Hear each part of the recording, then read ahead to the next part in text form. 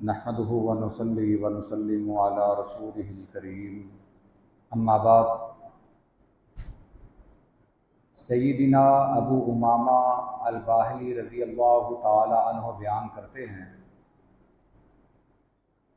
کہ ایک آدمی نے نبی کریم صلی اللہ علیہ وسلم سے عرض کی، اللہ کے رسول، گناہ کیا ہے؟ گناہ کسے کہتے ہیں؟ آپ نے فرمایا، اذا حاک فی نفسک شیء فدعہ، جب تمہارے دل میں کوئی چیز کھٹکا پیدا کر دے، یہ گناہ ہے اور اسے چھوڑ دے۔ پھر اس آدمی نے سوال کیا، اللہ کے رسول، فمل ایمان، ایمان کیا چیز ہے؟ آپ نے فرمایا، اذا ساءتک سیئتک وسرتک حسنتک فانت مؤمن، جب کوئی گناہ تجھے مغموم کر دے، تجھے پریشان کر دے،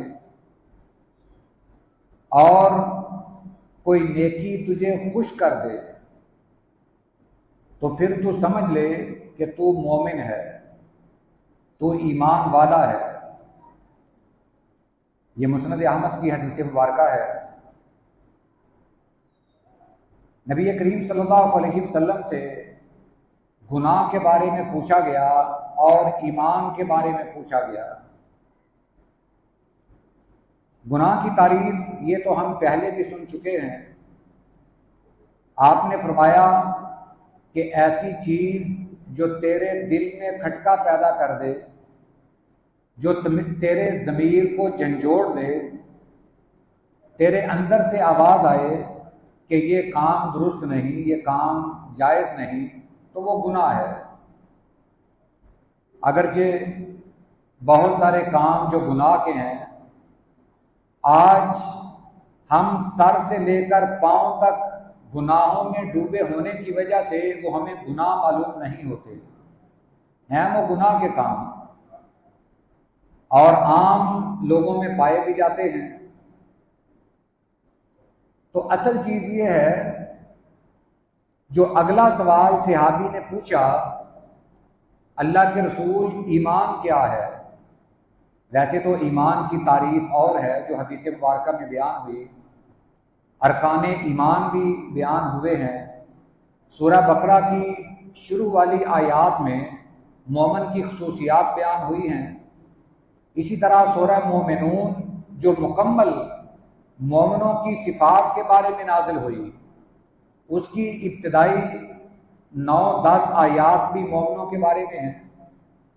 پھر ایک حدیث جبریل بڑی مشہور ہے، اس میں حضرت جبریل علیہ السلام نے آپ سے 4 سوال کیے، اسلام کے بارے میں، ایمان کے بارے میں، قیامت کے بارے میں، اور یہ ان سوالوں میں سے بھی ایک سوال ایمان کے بارے میں تھا۔ آپ نے ایمان کی تعریف وہاں بیان فرمائی کہ ایمان یہ ہے، اسلام یہ ہے، قیامت یہ کب آئے گی، اور احسان کیا ہے۔ یہ 4 سوالوں کے جواب نبی کریم صلی اللہ علیہ وسلم نے حضرت جبریل کو دیے۔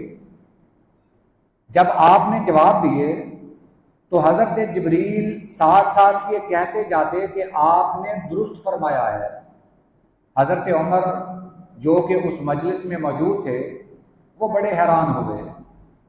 جب حضرت جبریل سوالات پوچھ کر چلے گئے، انسانی شکل میں آئے تھے، اور صحابہ کرام بیان کرتے ہیں کہ یہ پہچانے بھی نہیں جا رہے تھے کہ کہاں سے آئے ہیں، یہ ان کا تعارف کیا ہے۔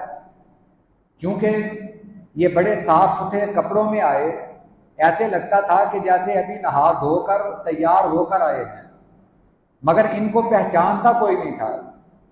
حضرت عمر بڑے حیران تھے کہ یہ بندہ ویسے تو بڑا سمجھدار لگتا ہے، اس کی شخصیت تو بڑی باروب ہے، مگر اس نے سوال کیے اور اس کے جوابوں کی تصدیق بھی خود کر دی۔ آپ نے جب حضرت جبریل چلے گئے تو پوچھا اے عمر پتہ تھا یہ کون ہے؟ حضرت جبریل حضرت عمر عرض کرنے لگے اللہ کے رسول، اللہ اور اللہ کا رسول ہی بہتر جانتا ہے یہ کون ہے۔ آپ نے فرمایا یہ جبریل تھے جو اسلام کی تعلیم دینے کے لیے آئے تھے۔ انہوں نے ایمان کے بارے میں بھی پوچھا۔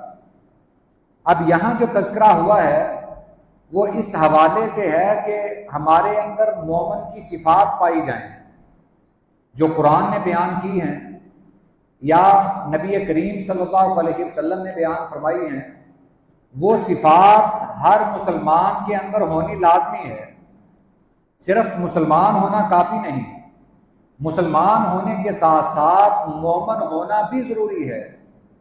قرآن کریم میں اس بات کا بھی ذکر ہے سورہ حجرات میں کہ ایک دیہاتی قافلہ نبی کریم صلی اللہ علیہ وسلم کے پاس آیا، انہوں نے اپنے اسلام اور ایمان کا اظہار کیا۔ قرآن نے ان کی ان باتوں کا ذکر کیا کہ یہ گروہ، یہ دیہاتی کہتے ہیں کہ آمنا، ہم مومن بن گئے ہیں، ایمان لے آئے ہیں۔ فرمایا کہ قُل لَّمْ تُؤْمِنُوا وَلَٰكِن قُولُوا أَسْلَمْنَا، اے نبی ان سے کہہ دیجئے کہ ابھی آپ ایمان نہیں لائے، ابھی آپ مومن نہیں ہیں، ابھی آپ صرف مسلمان ہیں۔ یہ قرآن نے ہمیں اس بات کی طرف اشارہ دیا ہے کہ صرف کلمہ پڑھ لینے سے بندہ اسلام میں داخل ہو کر مومن نہیں بنتا، جب تک اس کلمے پر عمل کر کے بندے کے اندر ایمان نہ آ جائے۔ جب مسلمان ہونے کے ساتھ ساتھ بندہ مومن نہ بنے تو یہ کافی نہیں ہے۔ مسلمان ہونے کے ساتھ بندے کا مومن ہونا بھی ضروری ہے۔ اور اس حدیث مبارکہ میں جو نبی کریم صلی اللہ علیہ وسلم نے فرمایا کہ جب نیکی تجھے خوش کر دے اور گناہ تجھے اداس کر دے، پریشان کر دے، تو پھر سمجھ لے کہ تو مومن ہے۔ آیا یہ کیفیت ہماری ہے؟ جب ہم نیکی کریں، ہمارا نیکی کا شوق بڑھ جائے، ہم اس پر مطمئن ہوں اور وہ نیکی ہمیں خوش کر دے، اور اگر کوئی گناہ سرزد ہو جائے تو وہ ہمیں پریشان کر دے، اگر ایسی کیفیت ہے تو پھر نبوی بشارت ہے، نبی کریم صلی اللہ علیہ وسلم کی طرف سے ہمارے لیے یہ خوشخبری ہے کہ ہم مومن ہیں۔ اگر ایسی کیفیت نہیں تو ایسی کیفیت بنانے کی ہم کوشش کریں تاکہ ہمارے اندر ایمان ہو۔ جب ایمان ہوگا وہ پھر ہمیں گناہ کے بارے میں بتائے گا۔ جب ہمارے اندر ایمان آئے گا پھر وہ گناہ کی نشاندہی بھی کرے گا کہ یہ گناہ کا کام ہے، یہ اللہ اور اس کے رسول کو ناراض کرنے والا کام ہے۔ پھر ایمان کے اس بتائے ہوئے طریقے پر جو ایمان نے ہمیں اشارہ دیا ہے، ہم گناہ کو چھوڑ دیں گے۔ ہمارے اندر سے جو آواز آئے گی کہ یہ کام جائز نہیں، یہ گناہ کا ہے، پھر ہم وہ کام نہیں کریں گے۔ اس کے لیے ضروری ہے کہ ہم پکے مومن ہوں، ایمان ہمارے اندر راسخ ہو۔ جب ایمان ہمارے اندر ہوگا ہم مسلمان بھی پکے ہوں گے، انشاءاللہ گناہوں سے بھی محفوظ رہیں گے۔